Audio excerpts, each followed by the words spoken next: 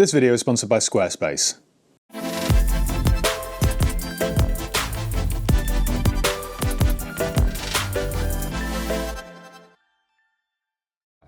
Alright guys, how's it going? Welcome back. Well, today I've got a slightly different video planned for you. Today I thought I'd give you a tour of some of the lesser featured cars from within my personal car collection. And when I say personal car collection, it's nothing fancy, I promise.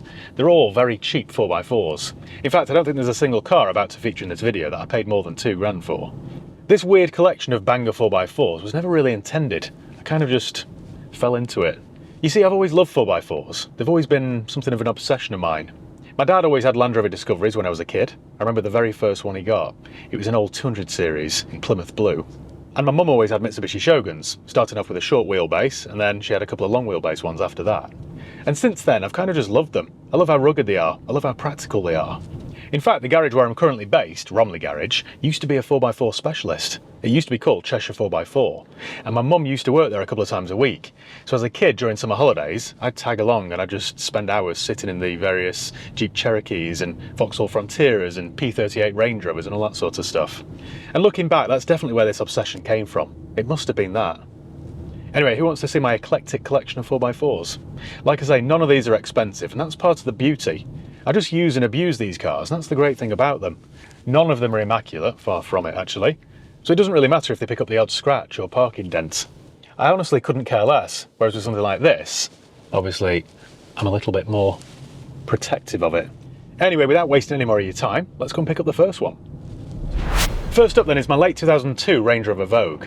Now this is the L322 Range Rover, which ran from 2002 to 2012. I bought this car about 18 months ago for 1,250 quid, and I don't want to jinx this now, but it's never really put a foot wrong. And honestly, it's one of my favourite cars within this weird collection. I just love it. I think it looks really classy and elegant. It uses a 4.4 litre naturally aspirated V8. It's actually a BMW engine, and it isn't the most reliable, but weirdly, I think I must have the only reliable one out there. When I first bought it, it had an oil leak coming from the top end. Every time you drive it and it got warm, you could smell burning oil. But it turned out it just needed a new rocker cover gasket, so it wasn't a big job. Since I've had that done, it's been spot on.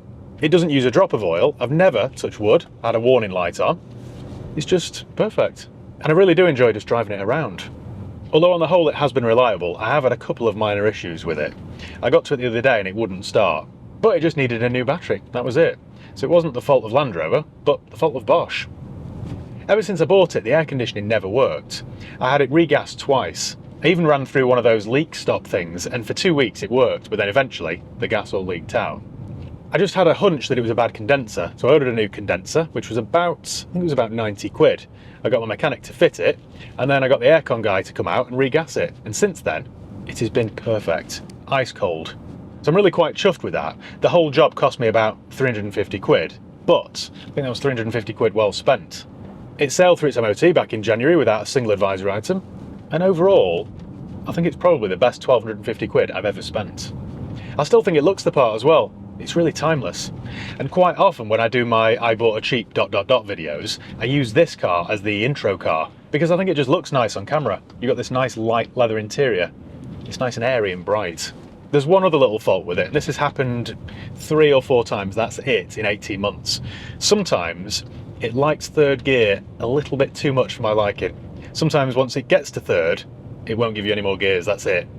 Which is fine when I'm just driving around town, but it's a little bit annoying when I'm on the M6 and I'm heading home on a Friday night. When you're stuck in third gear on the motorway and all of a sudden you're doing 3,000 or 4,000 RPM, fuel economy isn't great. This won't come as a surprise, I know, but this 22-year-old 4.4 litre V8 isn't that economical. It does about 14 to the gallon. On a run it's not too bad, it'll do about 20, so it's not the end of the world. And like I say, for 1,250 quid, I can't complain, can I? I even recently treated it to a private plate. This plate belonged to a family member, and it had been in the family for about 40 years. Anyway, he decided to sell it, so he called me to see if I wanted to buy it. And that's another weird thing that I've got a soft spot for. I like dateless private plates, I just think they look really classy. So I thought Vet 9 would be a nice addition to this old L322 Range Rover. It looks really cool, I think. I just think the whole car now has got a nice aesthetic. It looks very old money. I think if anyone were to see this parked up with this plate on it, it could belong to the Duke of Devonshire, for example. No one would ever believe that it's a £1,250 car that's had about 6 owners. I think it's finished it off nicely. It just looks right. Now the reason I bought this car in the first place was to do a couple of road trips with it, and that sadly hasn't happened. I took it on an L322 meet down in Oxfordshire a few months ago, but that's about as far as I've been in it. I do have quite an exciting road trip planned with it, which I'm planning to film this winter, so stay tuned for that. And if it makes it through that trip, there and back, then I shall just keep it. I do really like it, and like I say, for £1,250, what's the point in selling it, really? I quite like using it in winter because you've got a heated steering wheel and heated seats, front and rear. And now, of course, the air conditioning works. It's a pleasure to use in the summer as well. Next on my list of bargain basement 4x4s is this 2003 VW Touareg. Now I bought this probably 6 or 9 months ago and did a video with it at the time. And I did several jobs to it, put some new tyres on it. Actually, strictly speaking, part worn tyres on it, because it was a low value car. And then I tried to sell it cheaply, but I had no interest in it whatsoever. So after a few months of trying to sell it, I thought, you know what, I'll just keep it. I quite like it. It drives really well, the air conditioning works, it's quite a nice colour, it's in quite good condition, so why not? Now I paid £1,400 for it. I think I spent about £400 on it. So I had a full engine service done and I replaced all 4 tyres. I think that was it. Since then, since I've decided to keep it, I've had the gearbox serviced. That cost me, I think, £180. And I've had one of the key shells replaced. That cost me another £25. That was done by a place called Keyfax over in Duckenfield. VW keys of this era always seem to break, and they always break there where you attach your key ring. So I had that re-shelled, and that's been about it. There's a bit of a weird noise from it, which I thought was coming from sort of this general area. Now I thought it was the prop shaft bearing, so I bought a kit from eBay which was about £70. It was basically a repair kit because reading from the comments it's quite a common issue. When it arrived I dropped it off at my mechanics and asked them to fit it. Anyway, they called me a few days later, they got it up on the ramp and it looked like the prop shaft was quite new. So she said, well, I don't think it's that. So we're back to the drawing board really. I don't know whether you can hear this, but there is just a weird tone. I don't know what else it could be. Now the MOT on this runs out in about 2 months' time, and in order to pass, it's got a cracked spring which I must get sorted, and I think it needs new brake disc and pads front and rear. So I'll get those done. There's also a minor leak of coolant from the back of the engine somewhere, so I need to get that sorted. But yeah, it's only done 110,000 miles, and it drives really well, so why not just keep it? You know, as we head into winter, why not just keep another cheap 4x4 on the books? One thing I'd like to do, you know, and this sounds like I've got OCD, which I might very well have, all the black paint and the plastics have started to flake and it looks a bit of a mess. So if you know of any companies that refurbish that sort of thing, let me know because I'd quite like to get that done. Now in terms of engine, this one uses the 3.2 litre petrol V6, so it's quite a thirsty girl, but it sounds good. Would you like to hear? Here you go then. It does sound good, doesn't it? I wonder if that noise is a wheel bearing. There's a definite sort of dry bearing noise. Don't know how else to describe it really. What I'm going to have to do, I think, is get my mechanic to drive it and see what she thinks. It isn't gearbox related because it still does it in neutral. Weird. It's hard to believe now this car's 21 years old because I still think it looks really good. I've never been a huge fan of the Touareg. I prefer the Cayenne, but for 1,400 quid, what's not to like, really? You even get double visors, like you get on a Range Rover. One there, one there. Not that I need them today, of course, because it's raining. Which is obviously no surprise, of course it's raining. It's August in England.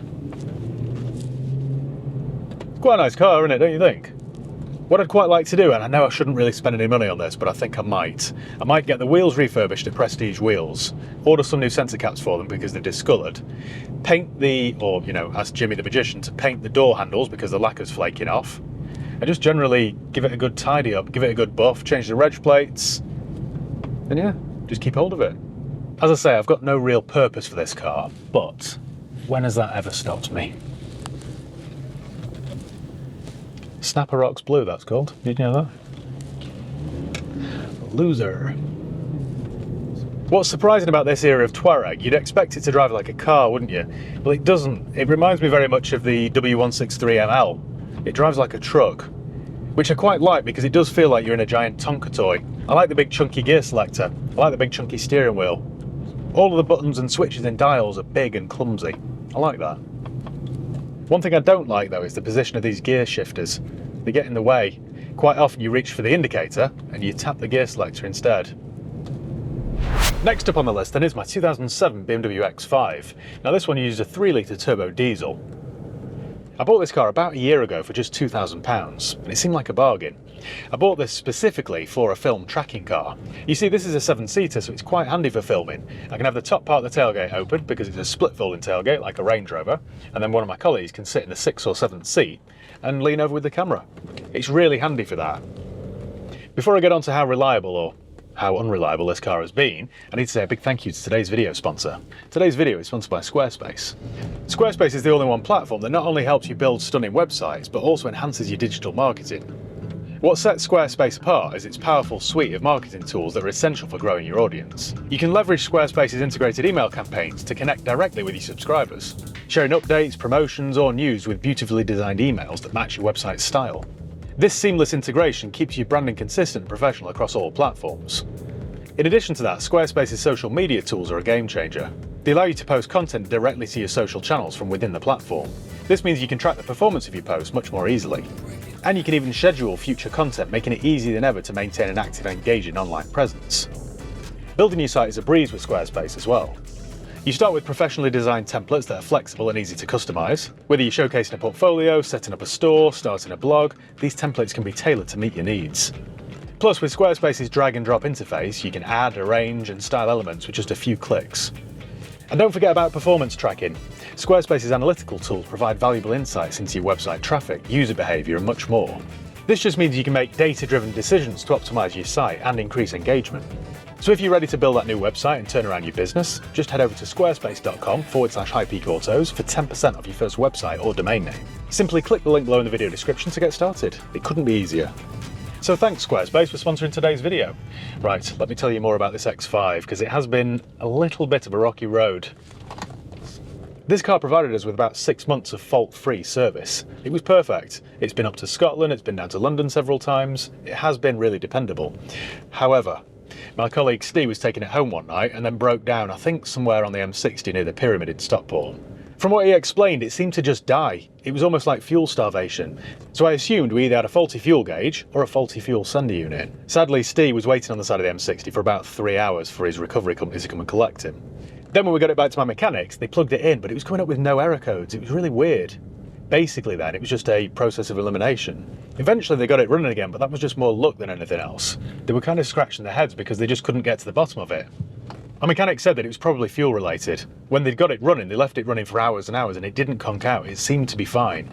So I went down there to collect it and I thought, right, I'll go and fill the tank full of fuel just to make sure that, well, just to rule that out. So I did just that. I drove the mile or mile and a half from the mechanics to the petrol station and it was fine. But as soon as I turned onto the petrol station forecourt, well, this was quite annoying actually, about 4 meters from the pump, it just died. I experienced the exact same symptoms that Steve was talking about. It just died and wouldn't restart. It would turn over forever, but it just wouldn't fire into life. I assumed, wrongly as it turned out, that the fuel tank was completely dry. So I pushed it to the pump. It's quite a heavy car, this, when you're pushing it on your own. I pushed it to the pump and then filled the tank, but it only took something like £50. So I thought, that's not right. These have got an 80-litre tank. It should have taken 120 quid or so, and it didn't. So I thought, well, there's obviously fuel in it. Anyway, I went inside, paid for the fuel, came back out, tried to start it and it fired straight up, but it only got me about 2 meters and then it died again. So I had to go back into the petrol station, explain that I've got a recovery truck on the way and all that sort of stuff. Anyway, the recovery truck then recovered it back to my mechanics and it sat there for months and months and months. So many months, in fact, the seatbelts have gone all mouldy. Because it wasn't on the top of my to-do list, it just got neglected. But eventually I thought, right, I'm going to have to book this in with a specialist. So I booked it in with Darren Wood, who are a local BMW specialist who I always use in Bredbury.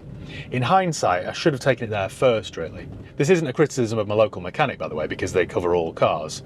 But sometimes when you've got a weird problem, you're better off going to a specialist. I always say this, you're better off going to SPR in Stockport with a Mercedes fault, or Darren Wood in Bredbury with a BMW fault. It's just easy because chances are they'll have had this experience before. So I booked it in with them on the 21st of August, took it there. About 2 hours later they called me and said, right, your BMW's done. It needed a battery because it was completely flat and the new battery needed to be coded to the car, which is weird, but such is the way with modern cars. And also it's had 2 brand new injectors. So I knew it was fuel related. It does make sense. 4 of the injectors were fine, but when they tested them, 2 were faulty. So they've replaced 2 injectors. I think from cylinders 5 and 6, I think off memory. In case you're wondering, injectors aren't cheap. Would you like to know what my bill was? Hang on a second, let me just pull up in this lay-by. I shall retrieve it. Right, investigate cutting out, test all injectors and found cylinders 5 and 6 were faulty. Replaced the fuel injectors on 5 and 6 and tested out okay. Replace battery and code to car. My grand total, you ready for this, on a £2,000 car? £880 and 90 pence. Which is a dear bill, isn't it? But just because the car costs £2,000 doesn't mean it's going to cost £200 to fix it. They're expensive cars. Since I picked it up from Darren Wood, granted I haven't done that many miles in it, but it has been faultless. So straight away, I think they've got to the problem. I'm hoping now it's cured and it will live on for at least another couple of years. If I can get 1 or 2 more years out of this, then it'll have paid for itself entirely. But I do quite like it. You feel all the bumps. It's quite it's quite heavy, quite hard. But it really doesn't feel as though you're in a 17-year-old car. It still feels quite modern. So, for the time being, as long as it doesn't break again, I shall keep it. Would you like to see car number 4 of this weird collection? Let's head there now then. And last but by no means least is my 1998 Toyota Land Cruiser. Now this one isn't the full-size Land Cruiser, this one's known as the Colorado. In various markets in the world it's known as the Prado, but here in the UK it's the Colorado.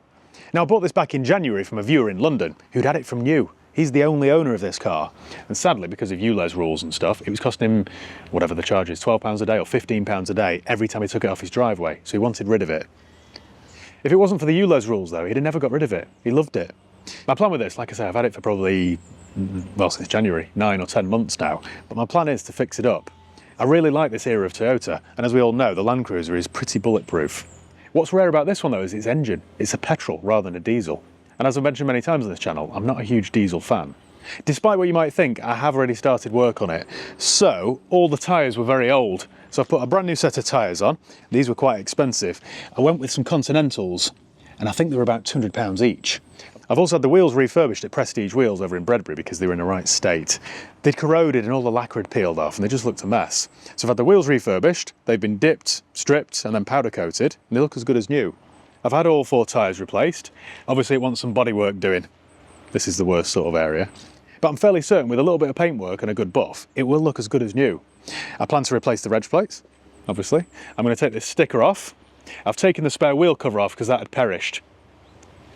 I was thinking of replacing this spare tyre as well because I think it's the original. It's very old, but obviously it's never been on the car. It's not cracking or anything. So, to save £200, I've just left it. The MOT's expired on this, so sadly I can't take you for a drive in it today, but the last time I drove it, back in January, it wasn't without its faults. There was a fault with the brakes. I think it needs new discs and pads all round. Every time you press the brake pedal, there was a load of vibration. Also, every time you got it above 40 or 50 miles an hour on the motorway, there was a load of wobble through the steering wheel. So I think that was the dodgy tyres. They were very old and they probably got flat spots on them. So I think with a set of new tyres, I've probably cured that. It also made a horrible noise and vibration every time you got above 50 miles an hour from sort of the gearbox area. Now I think that's a prop shaft. It's quite a common issue on these apparently. So I found a company who will refurbish the prop, so I'm going to get that done. In addition, I'm going to get a new cam belt, new auxiliary belts, a full service, spark plugs, the whole lot. Then I'll run it to my gearbox place and get the gearbox service because it's automatic and it's probably never had that done. While it's there, I'll get them to service the transfer box and the diff as well. So it will be, well, hopefully as good as new. Believe it or not, these things fetch a fortune. If this were in good condition, well, by the time I've finished with it, it'll be worth about £6,000. And it'll sadly owe me about £6,000. My plan with this though is, well, to keep it. I plan to take it on quite a cool road trip, so make sure you stay tuned for that. I'm going to go on a proper adventure with it. Everybody keeps telling me how popular these cars in inhospitable environments, so my plan is to, well, to properly test it out. I expect I'll spend another probably £1,500 on it. Now bear in mind the tyres cost me £880 fitted, the wheel refurbs were £288, so I will have spent, I guess, about £3,000 on this car transforming it. But having said that, I suppose it doesn't really matter, does it, if I'm planning to keep it? I think that concludes my tour of cheap 4x4s that I currently own. There are some others that I'd like to add. I'd like a pre-facelift W163 ML320, preferably blue over silver. I'd like a Mitsubishi Shogun from the 90s. I'd like a pre-facelift Porsche Cayenne, preferably black with that beige interior. I think that's really cool. I'd like a pre-facelift BMW X5 with a 3-litre petrol or a 4.4 V8. It's quite a long list, this. I don't know why, I just like them. I'd also like a Jeep Cherokee from the 90s, like an XJ model. I'd also like a P38 Range Rover. I'd like a Jeep Wrangler. What else? Oh, and weirdly, something else I'd like to add to the collection. I'd quite like an Oldsmobile Bravada. I don't know why. I know they're probably rubbish, but I always fancied one as a kid. So I'll have to try and get hold of one of those. That might involve a trip to the States. Who knows? So I think that's about it, guys. Thank you once again for watching. Make sure you give the video a thumbs up if you enjoyed it. Make sure you subscribe if you haven't done already. You can follow me on Facebook, Instagram, Twitter, and TikTok. I'll leave the links below. If you've got any suggestions of, cheap four-wheel drives that I can add to my collection, in fact, don't tempt me. Don't tempt me. Right, cheers, guys. I'll see you next time.